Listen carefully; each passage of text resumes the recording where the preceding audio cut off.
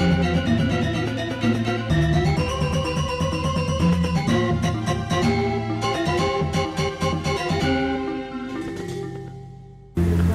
Swastiastu, pemirsa Bali TV dimanapun Anda berada, kembali saya Nyoman Winata, redaktur pelaksana harian Bali Pos, menjumpai Anda dalam Bali Pos Talk.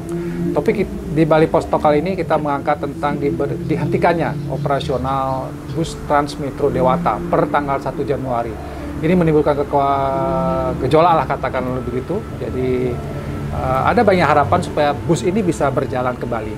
Sampai kemudian muncul petisi di internet untuk mengoperasionalkan kembali ini ya. Karena ini kebutuhan yang mendesak dan cukup aneh juga kalau Bali sebagai kota internasional tidak mempunyai public transport. Saya akan mewawancarai penggagas petisi di internet yang ingin menghidupkan kembali bus TMD ini, Ibu Diah Roslina. Kita sapa dulu narasumber kita. Gimana kabarnya Bu? Baik, sehat ya? Sehat. Tetap berjuang. Siap. Bisa cerita Bu tentang petisi yang Ibu gagas ini sebenarnya latar belakangnya apa? Latar belakang saya membuat petisi ini awalnya dari imbauan pemerintah dulu, ya, supaya kita kembali ke transportasi publik. Itu pertama. Lalu yang kedua, adanya kebutuhan masyarakat juga, karena memang ada undang-undangnya kan, pemerintah diwajibkan bertanggung jawab menyediakan transportasi umum. Kemudian masyarakat banyak juga yang nggak punya kendaraan, lalu kaum lansia, kaum disabilitas, dan anak sekolah, mahasiswa juga sekarang udah naik bis transportasi ini, Transmetro ini. Kemudian pedagang asongan, saya banyak lihat ya, terutama pekerja-pekerja juga yang setiap hari untuk mobilitas, untuk bekerja yaitu. Jadi memang sangat-sangat urgent sekali jika bis ini berhenti seperti sekarang, ya banyak orang kesulitan untuk melakukan kegiatannya sehari-hari. Kalau Ibu pengguna rutin bus TMD ini? Dibilang rutin ya rutin. Saya kalau kegiatan saya kan, gitu ya? Ya seminggu saya bisa 4 kalian. Memang nggak sampai 7 hari gitu ya. Saya bisa seminggu bisa 4 sampai 5 kali menggunakan bis ini. Dan Ibu sangat terbantu dengan keberadaan? Sangat terbantu.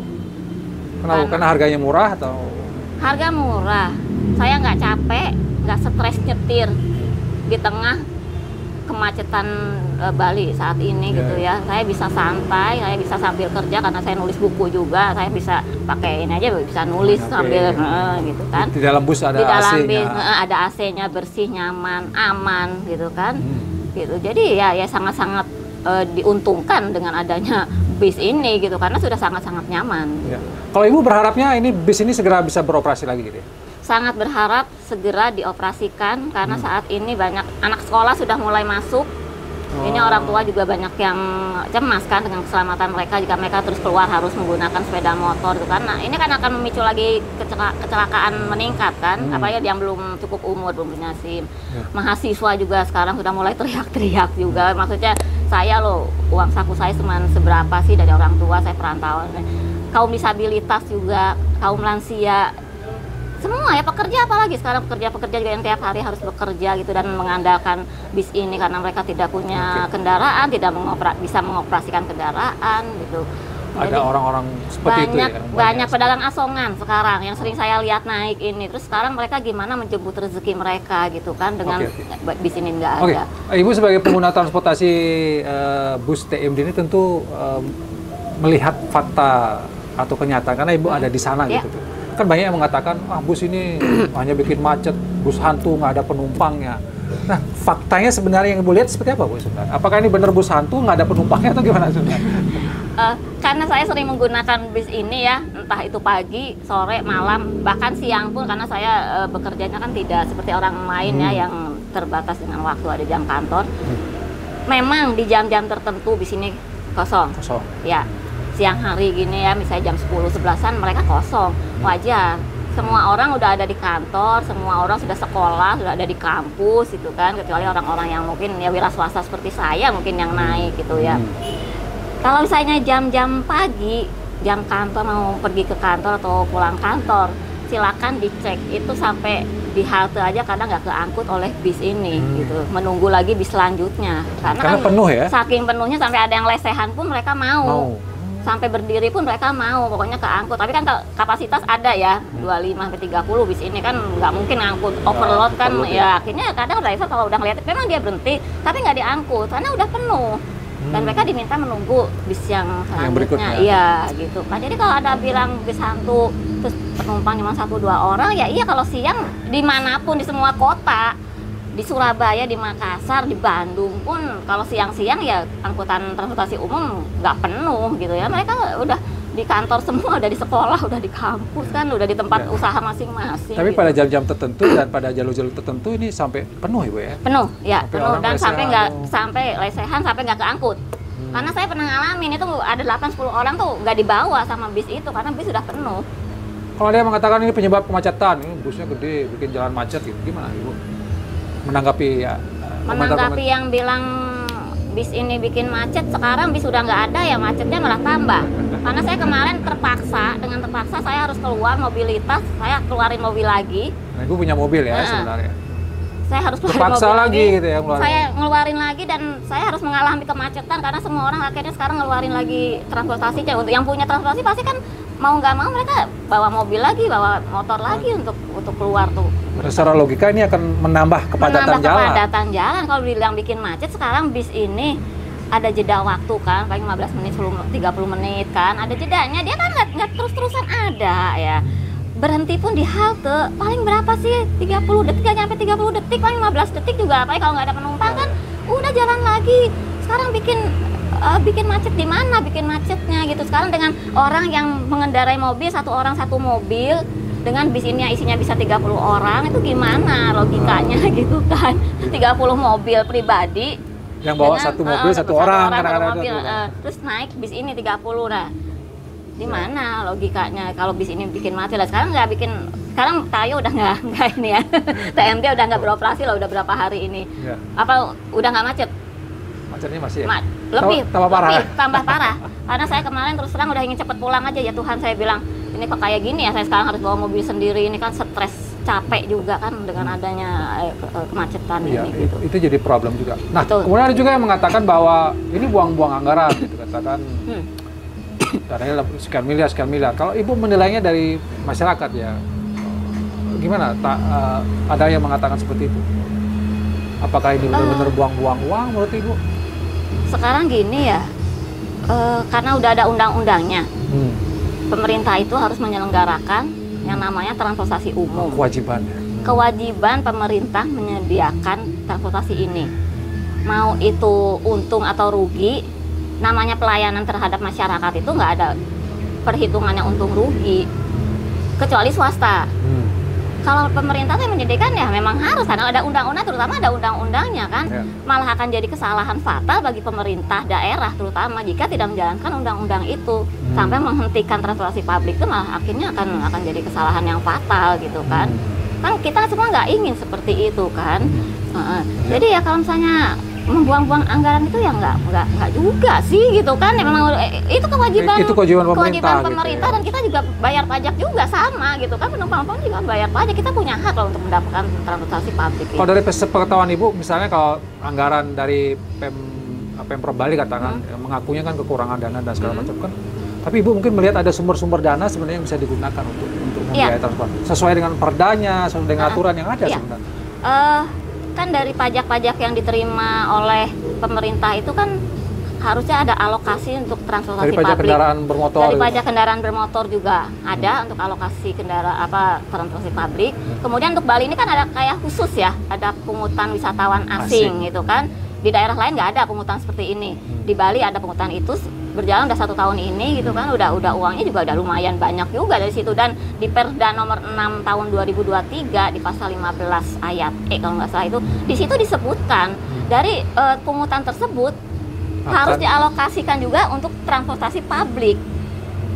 Jadi kan ada sebenarnya pos-posnya itu ada, tinggal kan gimana ya, anggarannya tuh mengaturnya gimana. Artinya kalau mau bicara jujur sebenarnya anggarannya ada. Anggarannya harusnya mestinya ada ya, karena pos-posnya ada kan, dari pajak juga ada, dari pungutan ini juga ada gitu kan. Jadi kalau ada mestinya dianggarkan. Harusnya dianggarkan ya kan. Tapi kalau Ibu melihatnya kenapa ya masyarakat banyak juga yang masih pesimis melihat ini? Apakah karena memang TM bus Transmetro Dewata dan termasuk juga Transabagita yang dulu hampir ya gagal juga sih sebenarnya katakan apakah ini kurang sosialisasi atau kurang apa? Atau masyarakat memang sebenarnya susah untuk beralih ke transportasi publik kalau menurut Ibu? Ya pertama yang saya lihat memang kurangnya sosialisasi ya dari pemerintah juga ya kan, harusnya ya ada ya sosialisasi. Ini loh kita punya transportasi publik, dibantu loh sama pusat untuk membantu mobilitas masyarakat. Itu kan mestinya ada sosialisasi dan edukasi juga ya kan, rakyat juga butuh edukasi.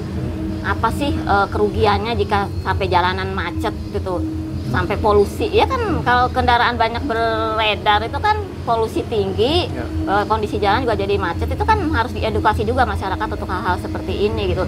Efeknya akan sangat panjang gitu. Ini karena apalagi Bali sebagai daerah pariwisata, ini akan berefek juga terhadap pariwisata gitu. Orang nanti kalau Bali sudah mulai macet, polusinya tinggi, orang udah nggak mau lagi datang ke sini. Gitu. Ya, karena yang sekarang kan yang kita tahu kan Bali itu lebih dikenal Bali dibanding Indonesia gitu. Nah sekarang kalau bisa di Bali transportasi publiknya kurang gitu kan, terus macet, polusi tinggi, terus siapa yang mau ke sini lagi gitu loh.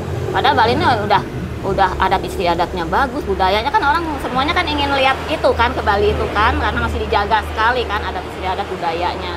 Tapi dengan adanya kemacetan atau polusi yang tinggi gitu, ya mereka juga terus nggak ada transportasi publik sekarang, misalnya dihentikan, ya mereka jadi enggak nanti ke sini kan kerugian juga untuk Bali, dan devisanya tertinggi juga dari pariwisata kan selain dari pajak kendaraan. Ingat kemacetan itu akan bisa berdampak negatif terhadap citra Bali. Citra Bali, betul. Dan sebenarnya bus TMD ini sangat membantu. Betul. Butuh berapa waktu kalau menurut Ibu kira-kira TMD ini? Karena 4 tahun kan kayaknya masih kurang gitu. Sebenarnya butuh berapa waktu sih Bu untuk memasyarakatkan ini? Contoh negara lain misalnya. Negara lain kemarin saya sempat ada diskusi sama Prof. Ray aja, itu di luar negeri ada yang sampai butuh waktu 20 tahun untuk membiasakan orang mau naik transportasi publik. Dan kalau di luar negeri memang ada pembatasan kan, orang nggak bisa sembarangan punya kendaraan pribadi, memakai kendaraan, mereka semua diarahkannya kan untuk pakai transportasi publik gitu. Dan mereka memang sudah memang butuh waktu, nggak ada yang instan ya, semua butuh proses. Apalagi gitu. Orang di Bali cukup manja Bu ya, sedikit-sedikit naik motor. ya mungkin harus dibiasakan lagi ya, mau jalan kaki, mau menggunakan transportasi publik. Nah sekarang transportasi publiknya dihentikan, terus orang balik lagi dah. Kapan Ibu pengen ini cepat beroperasi? Secepatnya kapan? Ya kalau bisa bulan Januari ini juga. Jangan sampai Juli Bu ya? Jangan. Kalau bisa minggu depan ya. Minggu depan.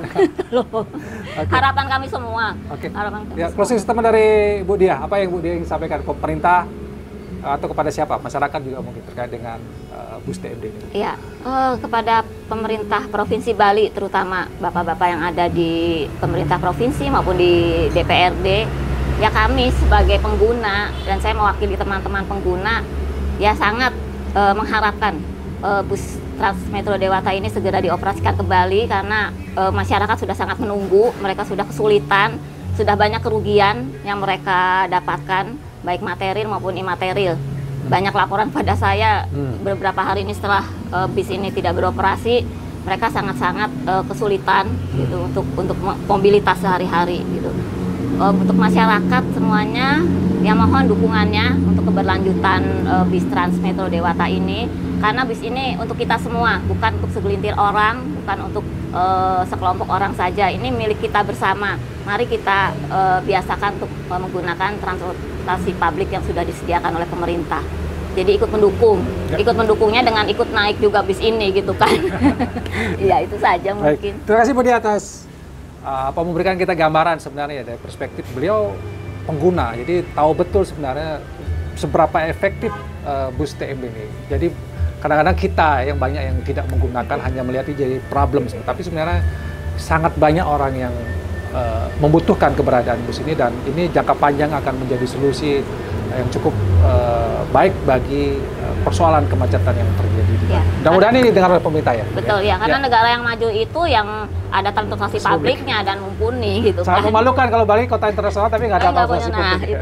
Apalagi pungut uang ya. Nah, pungutan wisatawan. Demikian Bali Post Talk kali ini, saya ucapkan terima kasih. Saya tutup dengan promo Santi. Om Santi. Sampai jumpa.